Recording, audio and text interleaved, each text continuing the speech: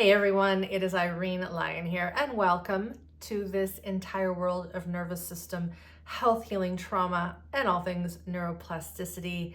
If you're catching this video when it comes out fresh and new, it is the very beginning of the year 2024. And what I wanted to do is a few things, just as a way to start off this calendar year that we would call 2024. I want to read a comment that I caught on YouTube that really caught my attention and shows how simple some of the things are that I teach here and how one can dive into this work without going into my programs, doing classes. One can use all of the resources on my site. So I'll dive into that in a second.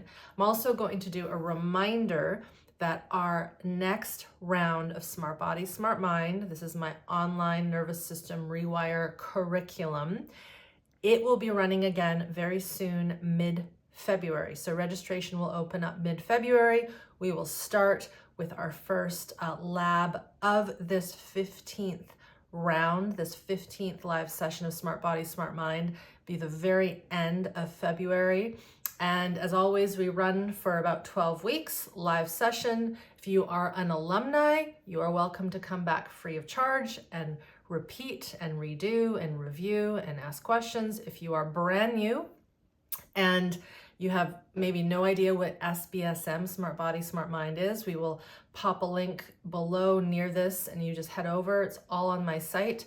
You can read more about this powerful curriculum, all the people who have gone through it. We've had thousands of people go through this program so far with much success and healing.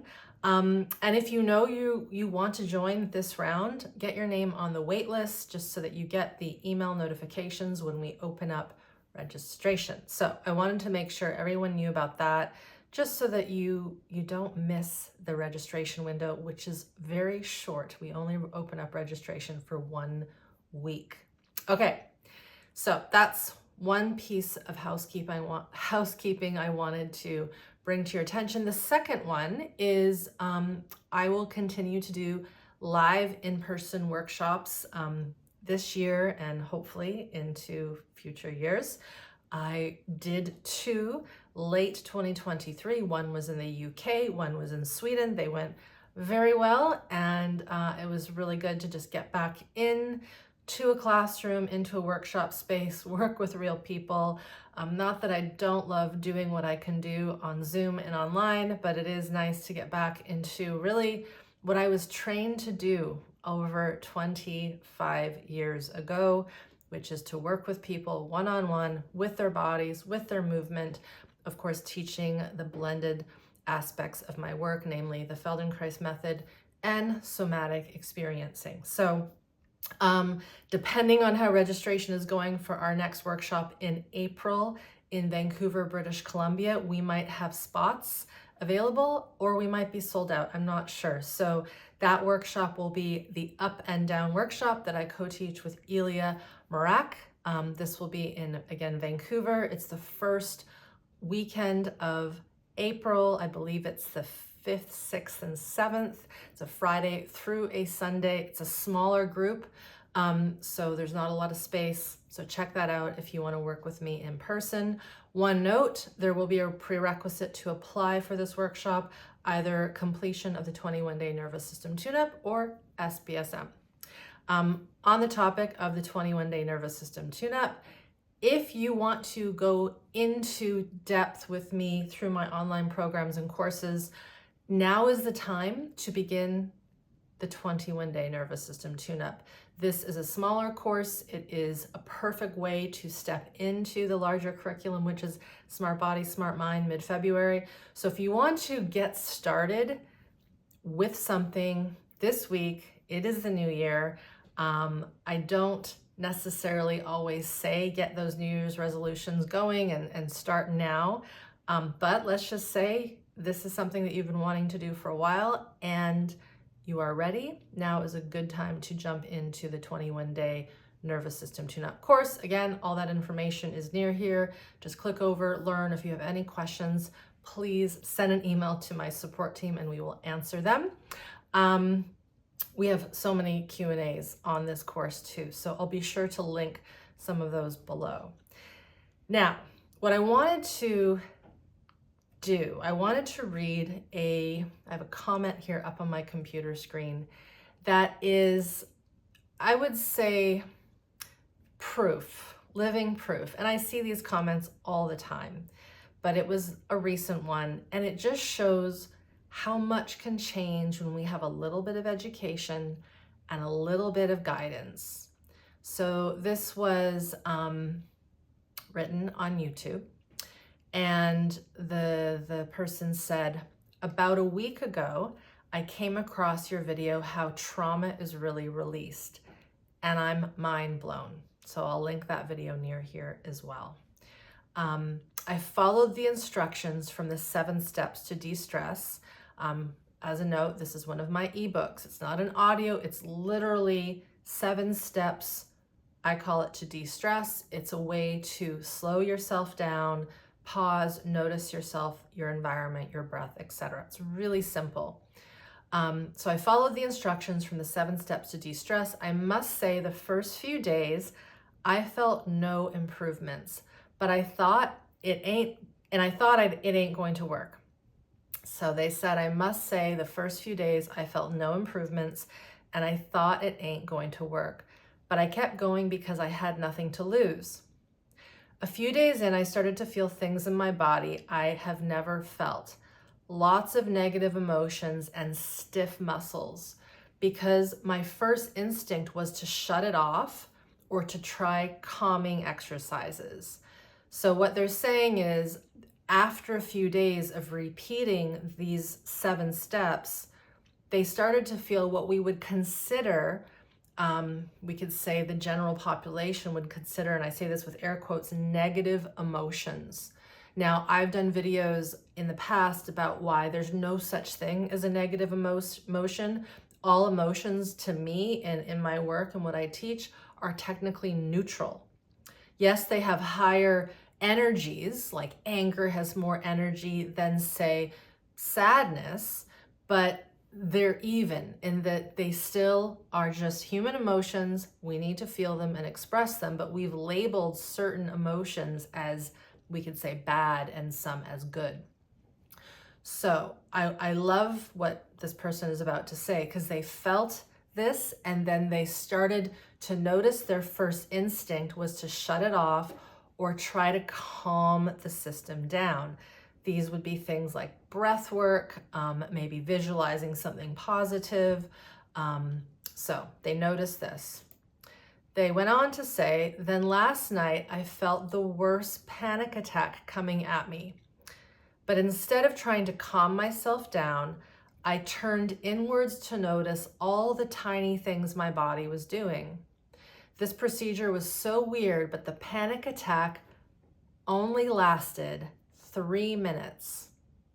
Take note of that, 3 minutes. They usually last 30 minutes, and I felt some kind of happiness afterwards. I'm still in shock because I usually would have been drained and exhausted for a few days. It feels so foreign to me, but I'm totally here for it. I've struggled and tried so many methods, but this one is by far the best. Irene, thank you from the bottom of my heart that you give away this knowledge for free. It helped me so much. My pain finally feels manageable again, and there's hope for me to return to a normal life, they say. So for those of you who've been with me for a while, my alumni, my veteran students, you know exactly what's going on here. For those of you who are dropping into this video and listening to me for the very first time, you might think this seems a bit counterintuitive. Why is it a good thing that we're feeling the panic attack? Why is it a good thing that we're noticing all these tiny things inside? And the thing to understand is that our culture, our society, the medical world, even a big part of our mind-body world has taught us when we feel what we would call these negative sensations, these negative emotions, a panic attack essentially heart rate is going to increase. The muscles are going to feel tight and strained. Our breath might feel constricted. Our belly might get all into knots. We get into this hyperdrive of thinking we're going to die. These are all symptoms of the sympathetic nervous system going through the roof. It is fight, flight on steroids. And the way to work with this stuff, and this person really, I commend them. If it's you who wrote this, thank you for writing this.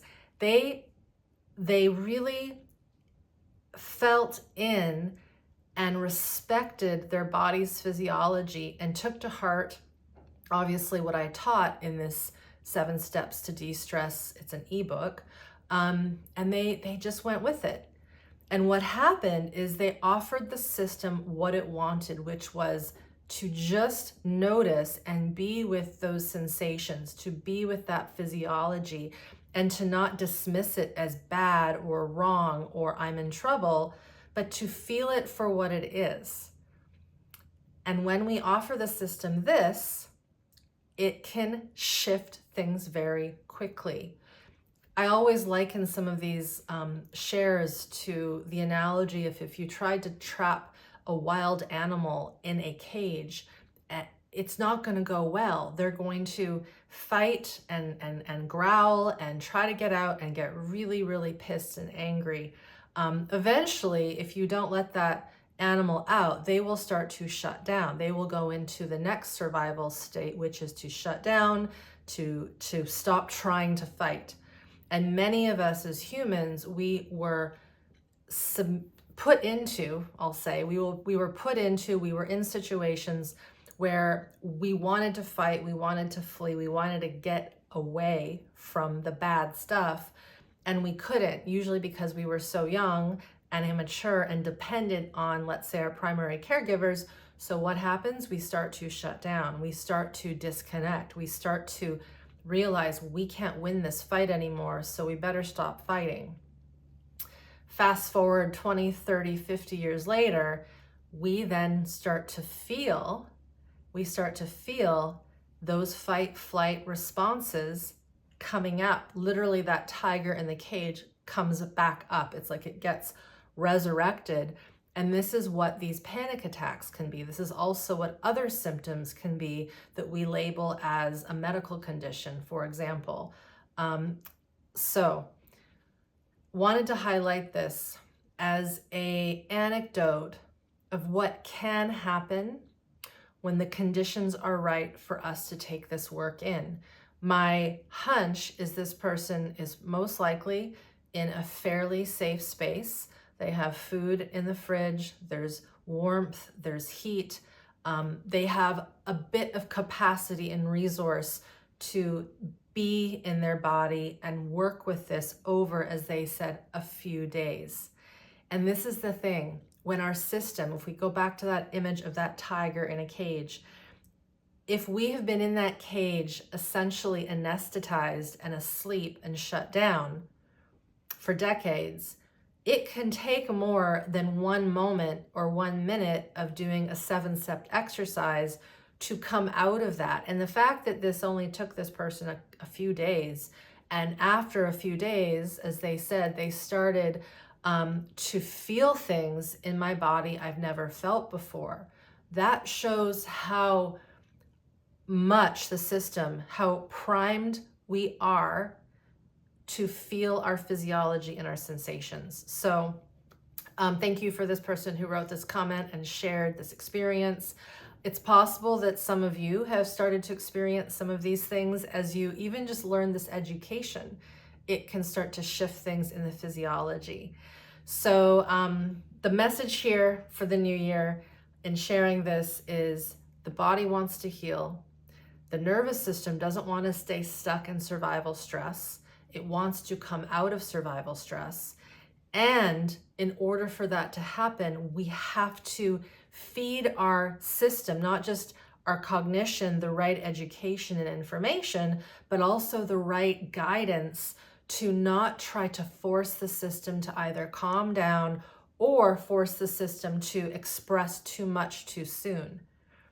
And there is this fine balance in this work where the goal is to not initially try to release all our traumas and get all of our emotions out.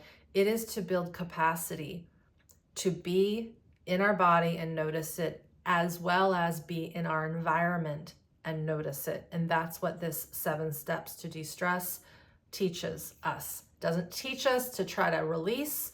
It doesn't teach us how to calm down. It teaches us how to be in the present moment. So if you have yet to do this or any of my free resources, I want to highlight this one. I'll link it right near this video so that you can find it. You can also always just head to my website, irenelyon.com, and get that. And let me know how it goes. Seriously, try it this week. Try that sequence, and then come back to this video and let us know how it goes. Let me know, let my team know what occurred. And just as this person says, don't just do it once. This is a repetition, a commitment to practicing how to be in your body, in your environment at the same time. Thank you everyone for being here, and we will see you next time.